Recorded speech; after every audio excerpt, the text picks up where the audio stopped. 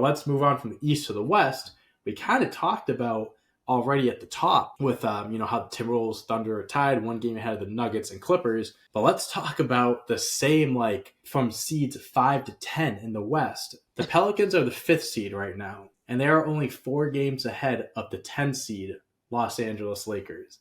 And then there's a drop off from the 10 seed to the 11, Jazz. So it seems like the Western Conference, we know at least who all the playoff/play-in teams are going to be, unless some of these teams go on a late surge. So we have the Pelicans as the 5th seed, Suns as the 6th, Kings the 7th, Mavs at the 8th, Warriors at the 9th, and the Lakers at the 10th seed. And we talked about this a little bit before, but what that means is that the Western Conference play-in could consist of Kevin Durant, Luka Doncic, Steph Curry, and LeBron James. And I didn't even fail to mention Anthony Davis, Kyrie Irving, Devin Booker, Bradley Beal. All these top tier names, all these superstars aren't even locked for the playoffs. They're going to be battling it out in the play-in game. This is, the play-in tournament, I think, is one of the best ideas the NBA has come up with. Yeah. And it's for shit like this, Jerry. This could go down as one of the most legendary, it's just the atmosphere, the feel of it is going to be crazy. Because it's going to be borderline could you imagine the Lakers and the Warriors playing, and it's just whoever wins moves on, whoever loses, you go home? That's must-see TV. This is insane. It's insane. It's making me kind of sad to think about it because it's like, damn, like you want to see more than one game. You want to see more. Yeah, you want to see a full series. It's such a small sample size, but again, I totally agree. Adam Silver and the NBA nailed it with this play-in. They did. They absolutely did. Because now you don't have teams towards the bottom, teams 9 through 15 that might actually have a puncher's chance at the end of the season. You gave them life. Mm-hmm. Like, hey, if we play well enough, we get into that 9 or 10 spot, we could fight for a chance to make it in. Yep. Mm-hmm. So, and hell, if you're a 7th or 8th spot, you lose, you can still, play back to try to get back into the postseason for the AC. It's an amazing concept.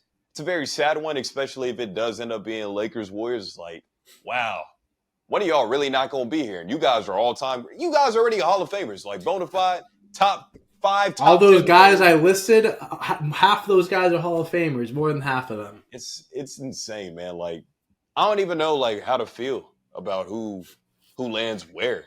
Matchup-wise, is it even going to matter? It's a bloodbath. Literally, we're going to see a photo finish on the last couple nights of the, I guess, regular season, postseason limbo. I don't even know what to call it. But if I'm like the 9th seed or the 10th seed, I'm just hoping and praying that I don't have to see Nikola Jokic and the Nuggets in the first round. Mm-hmm. I hope they stay at 3 if I'm like the Lakers or the Mavs or whoever. So I could play one of those younger teams like the Thunder or the Timberwolves or whatever. Yeah. As long as you could avoid that, cool. The play is fantastic. I feel like that's what these veteran teams like the Warriors and Lakers, those are the teams that they want to target. The Timberwolves and the Thunder. Obviously, it's hard to be like, oh, okay, they're doing this, so we need to do whatever we got to do to stay where we are, whatever. It's so hard to calculate that stuff, right? But the best break, while you were talking last year, with these teams given a chance, the Miami Heat were a play-in team last year, and they made the fucking NBA Finals. Who says the Lakers, Warriors, I know the Suns are technically the 6th seed right now.